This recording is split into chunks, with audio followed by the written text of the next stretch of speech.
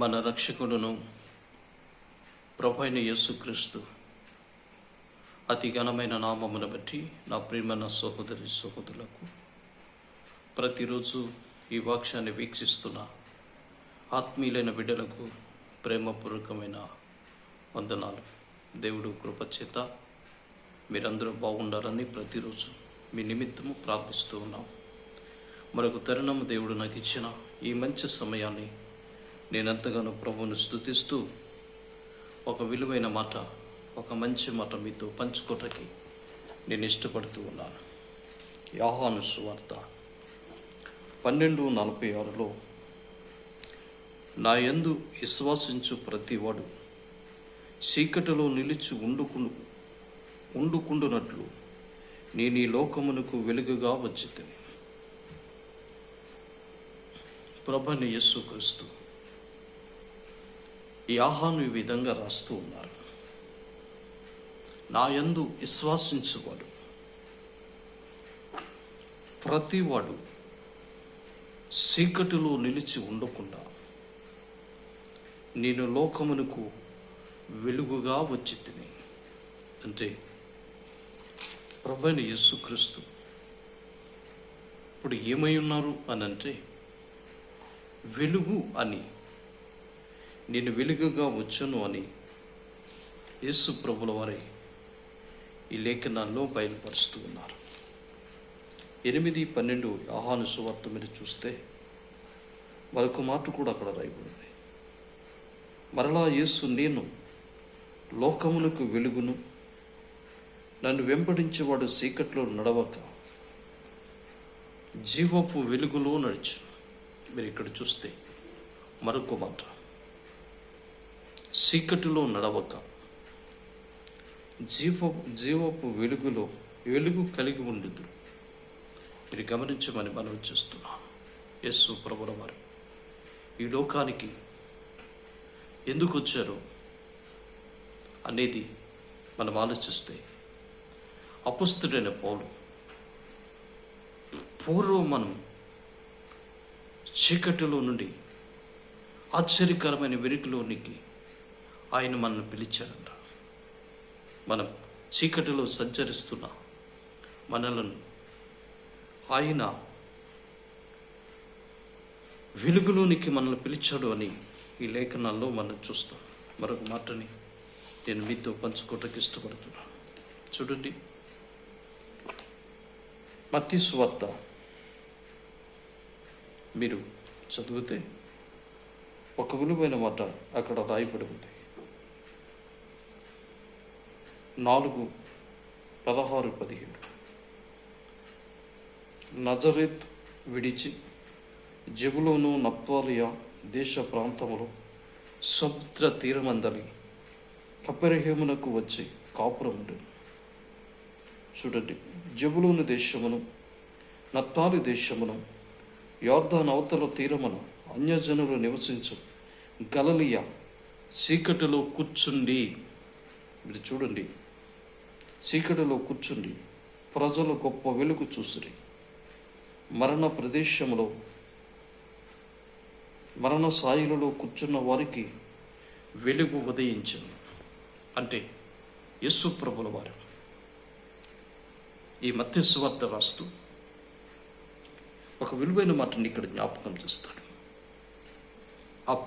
పూర్వం ఆ నప్తాలి, ఆ జెబూలూను, చూడండి కపెర్నహూము, ఈ దేశాలు ప్రజలు ఎక్కడ ఉన్నారు అంటే మరణ సాయిలలోను చీకటిలోను సంచరిస్తున్నట్లు ఈ లేఖనాల్లో మనం చూస్తాం. అందుకే వాళ్ళంట గొప్ప వెలుగును చూశారు. రెండోది మనం చూస్తే వారికి వెలుగు ఉదయించును అని ఈ లేఖనాల్లో మనం చూస్తున్నాం.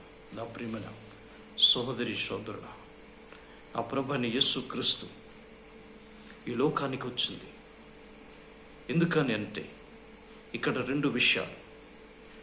ఒకటి, మన చీకటిలో నుండి ఆశ్చర్యకరమైన వెలుగులోనికి పిలిచాడని.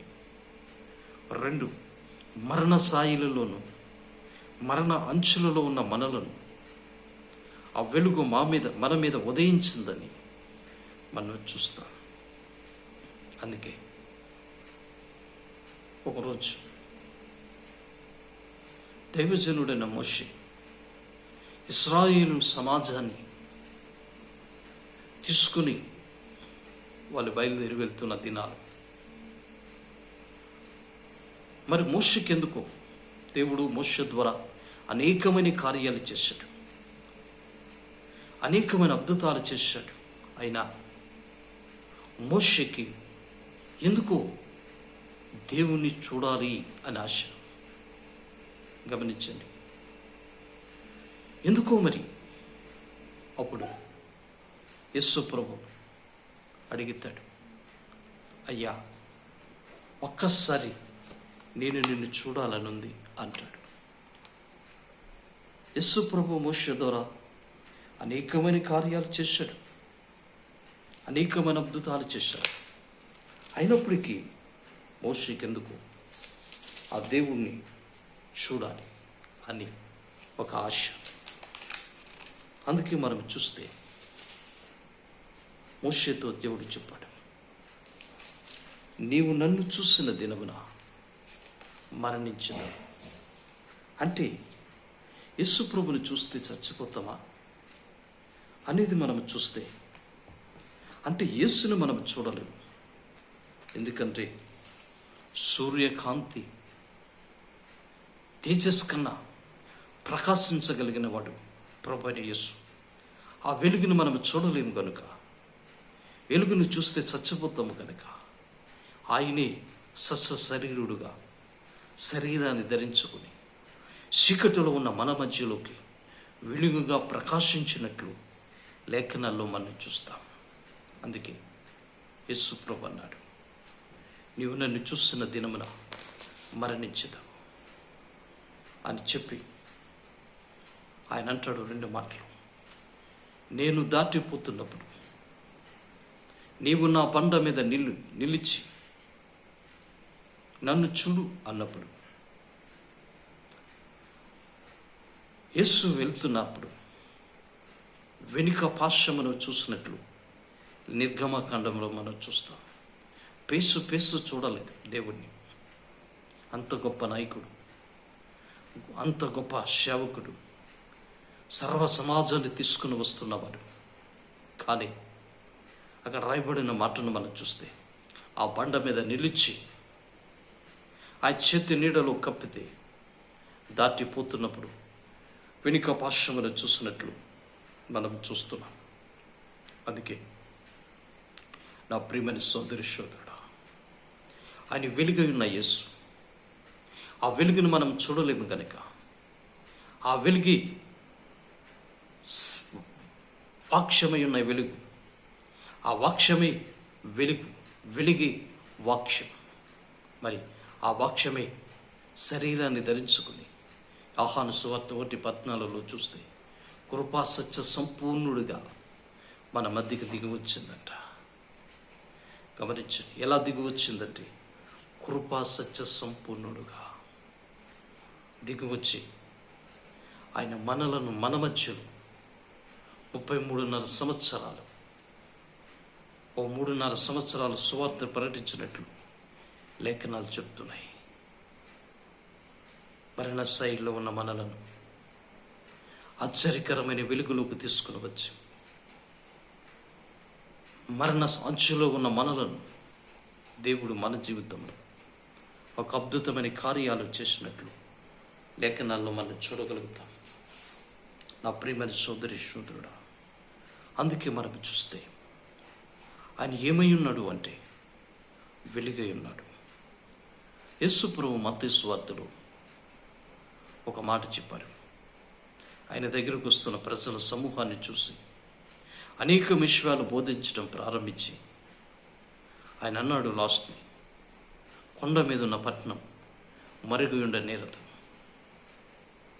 అది తేటగా అందరికీ కనబడుతుంది. అలాగే దీపమును వెలిగించి ఎవడు కొంచెం కింద మంచం కింద పెట్టడు, దీపస్తంభం మీద పెడతాడు అంటే దీని భావం ఏంటంటే, వెలిగించబడిన మనం అనేకులను వెలిగించాలి అనేది ఈ లేఖనాల్లో ప్రభువు మాట్లాడతారు. వెలిగించబడ్డాం, ఆశ్చర్యకరమైన వెలుగులోకి మనం వచ్చాం. మన జీవితంలో మరుగై ఉండకూడదట. కొంచెము అంటే అపారం, మంచము అంటే సోమరితనం. మీరు ఇక్కడ చూస్తే వెలిగించబడిన మనం అనేకులను వెలిగించి ప్రభులోనికి తీసుకుని మనం రావాలి. అందుకే మీరు చూస్తే యోధా పత్రికలో రాస్తాడు, కొందరినైనా అగ్నిలోంచి మనం లాగాలంట. కొందరినైనా దేవుడు మనకిచ్చిన రెస్పాన్సిబుల్ ఏంటంటే, నీ భుజాల మీద నా భుజాల మీద ఒక సేవకుడే కాదు, రక్షించబడిన ప్రతి వ్యక్తి కూడా, రక్షించబడిన ప్రతి వ్యక్తి ఒక కొందరినైనా ప్రభువులోకి నడిపించాలి. ఎందుకని అంటే, ప్రజలను తీసుకుని వచ్చి పాలెములో పెట్టి కొండ మీదకి వెళ్ళిపోయాడు.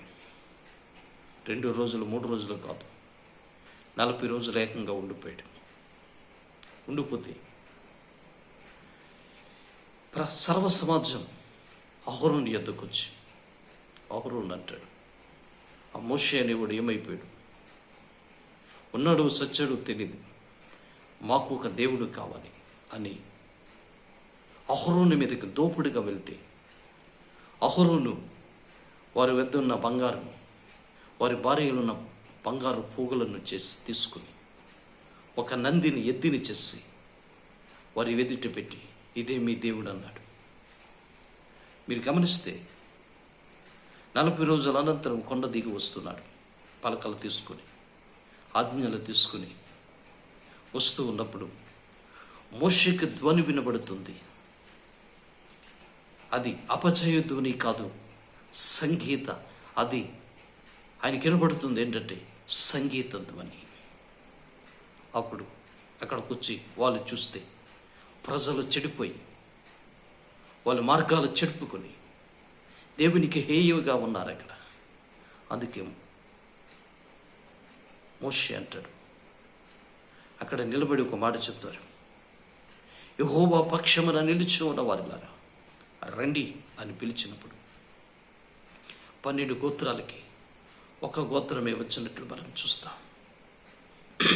అందుకే ఆయన అంటాడు, మీలో ప్రతి వాడు కత్తి తీసుకుని ఎదుటి వారిని నరకండి అని అక్కడ రాయబడిన మాట మనం చూస్తే, కత్తి అనగా దేవుని వాక్యం. నరకటము, చంపటం అంటే అనేకులను ప్రభువులోకి నడిపించాలి. మన జీవితంలో మనం మరి కొందరినైనా ప్రభువులోకి నడిపించేవారిగా మనం ఉండాలి. కొండ మీద ఉన్న పట్టణం మరుగు ఉండే నేరదు. రక్షించబడిన నీవు అనేకులకు వెలుగుగా ఉండాలి. ఓ సందర్భంలో మాట్లాడుతూ దావీదుని గురించి యేసుప్రభు అంటాడు, ఇదిగో నేను యెరూషలేములో దావీదుని దీపంగా పెట్టాను. చూడండి, ఆలోచించుకో. మరి మనం చూస్తున్నాం. అందుకే ప్రభువైన యేసు ఈ లోకానికి వెలుగుగా వచ్చాడు. ఆయన వెలుగై ఉన్నాడు కనుక మనలో కూడా వెలుగై, మన జీవితంలో వెలుగుమయమై బ్రతకాలని లేఖనాలు పోషిస్తున్నాయి. మనం ఇంకా చీకటిలో సంచరిస్తున్నామా, ఆశ్చర్యకరమైన వెలుగులో మనం ఉన్నామా?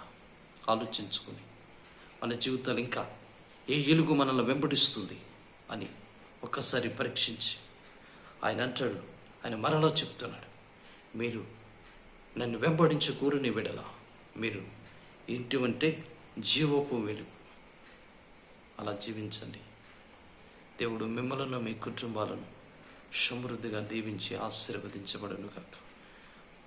ప్రేమ నమ్మకమైన తండ్రి, ఆశ్చర్యకరుడా, నీ కొందనాలు. కొన్ని నిమిషాలు నీ పాదాల దగ్గర గడపటానికి మీరిచ్చిన ఏ సమయాన్ని బట్టి స్తోత్రాలు చెల్లిస్తున్నాను.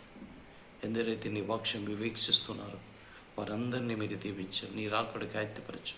రక్షణ లేకపోతే రక్షణ, మారు మనసు లేకపోతే మారు మనసును దాచి వారు చేస్తున్న ఉద్యోగాలు, వారు చేస్తున్న పనిపాట్లు, వారు చేస్తున్న సేవా పరిచర్య మీరు బహుగా దీవించి ఆశీర్వదించి సరిహద్దులు విశాలపరచు, సమాధానము శాంతి మీరు దయచేయమని యేసుక్రీస్తు వారి ఉన్నతమైన నామములో ప్రార్థించి వేడుకొనుచున్నాను పరమ తండ్రి.